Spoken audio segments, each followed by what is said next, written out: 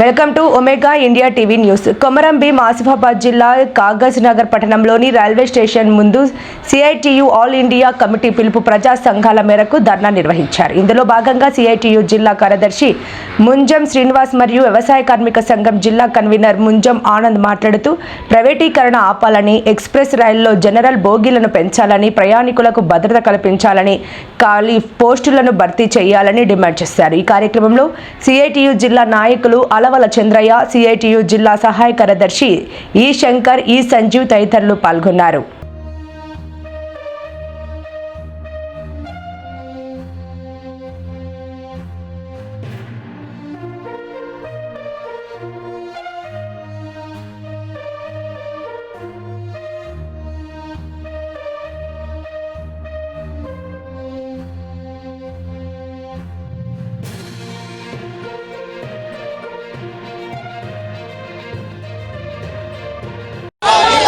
కాపాడుకుందాం రైల్వేని, కాపాడుకుందాం రైల్వేని. రైల్వేని ప్రైవేటీకరణ చేస్తే, రైల్వేని ప్రైవేటీకరణ చేస్తే, ప్రైవేటీకరణ చేస్తే రైల్వేని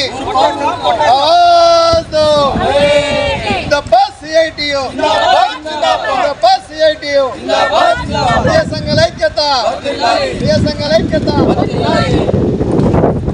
రైల్వేని ప్రైవేటీకరణ చేసే ప్రయత్నం కేంద్ర ప్రభుత్వం చేస్తూ ఉంది. లక్షలాది రూపాయలను డివిడెండ్ ఇస్తున్న కేంద్ర ప్రభుత్వానికి డివిడెండ్ ఇస్తున్న రైల్వేని అప్పనంగా ప్రైవేటు వ్యక్తులకు అప్పచెప్పే ప్రయత్నం చేస్తూ ఉంది. కోట్లాది రూపాయల ఆస్తులను ప్రైవేటీకరణ చేసి పూర్తిగా ఉద్యోగ అవకాశాలు లేకుండా చేసే ప్రయత్నం చేస్తుంది.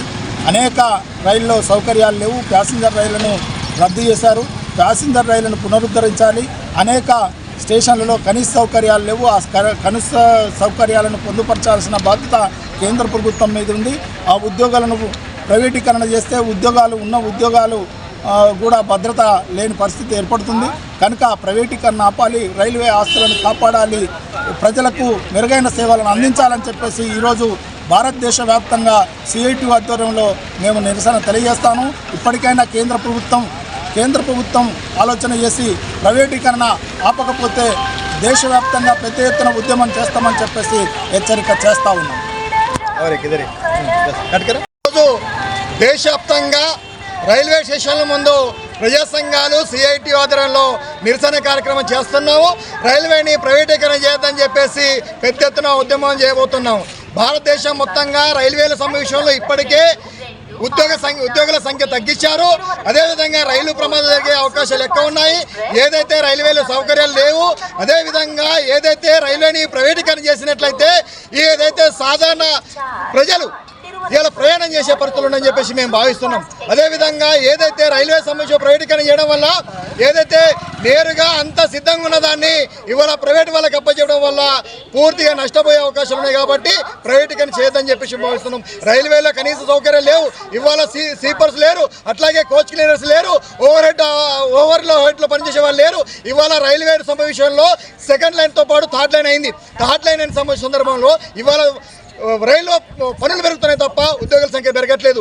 ఉన్న వాళ్లకు పని భారం పడి అనేక ఇబ్బంది జరుగుతున్నాయి. ఇవాళ ఇంకో విషయం మాట్లాడుతున్నారు. రైల్వే సమస్యలో రైల్వే నడిపేసే గార్లు అయితే ఎవరు ఉన్నారో వాళ్ళు బాత్రూమ్ కూడా పోకూడదని చెప్పేసి మాట్లాడుతున్నారు. వాళ్ళు భోజనం కూడా చేద్దని చెప్పి మాట్లాడుతున్నారు. మరి ఏమేమి చెప్తున్నాం? ఇవాళ పనులు చేయమని చెప్తున్నావు, పని ఒత్తిడి చేస్తున్నావు. వాళ్ళ సమస్యలు పరిష్కరించి ఎందుకు చేయట్లేదు? వాళ్ళ సమస్యలు పరిష్కరించకపోతే వాళ్ళు మెంటల్గా అనేక ఇబ్బందులు పడుతున్నారు. మీరు చూడండి, ఇవాళ చాలా ప్రమాదాలు జరుగుతున్నాయి. రైల్వే ప్రమాదాలు జరగడానికి కారణం ఏంటంటే ఇవాళ రైల్వేలో సమస్య ఏదైతే ట్రాక్ వర్కర్స్ అనే వాళ్ళు లేరు. ట్రాక్ వర్కర్ కాదు, ట్రాక్ సమస్యలో ఏదైతే మేట్లు లేరు, వాళ్ళకి వాకిటాక్ లేదు. దానివల్ల ప్రమాదాలు జరుగుతున్నాయి. ప్రమాదాలు జరగడానికి ప్రధానంగా బాధ్యత ఇవాళ సెంట్రల్ గవర్నమెంట్లు. ఎందుకంటే కరోనా తర్వాత ఇప్పటిదాకా రైల్వేలో రిక్రూట్మెంట్ లేకపోవడం వల్ల ఉన్న వాళ్ళు పని చేయలేకపోతున్నారు. పని భారం పడేది అనేక ఇబ్బందులు జరుగుతున్నాయని చెప్పేసి మేము భావిస్తున్నాం. కాబట్టి అదేవిధంగా రిక్రూట్మెంట్ చేయాలా, ప్రైవేటీకరణ ఆపాలా, రైల్వేల సదుపాయాలు కల్పించాలని చెప్పేసి ఇవాళ సిఐటిగా ప్రజా సంఘాలుగా మేము డిమాండ్ చేస్తూ ఇవాళ కాగజ్ నగర్ పట్టణంలో రైల్వే స్టేషన్లో నిరసన చేస్తున్నాం. ఒకవేళ ఆపకుంటే పెద్ద ఎత్తున పోరాటం మేము వెనకాలుగా ఏమని చెప్పేసి ఈ కేంద్ర ప్రభుత్వాన్ని హెచ్చరిస్తున్నాం. ఖబర్దార్ మోదీ. హాయ్ అండి, నేను మీ Satyasri. Please subscribe Omega India TV Telugu.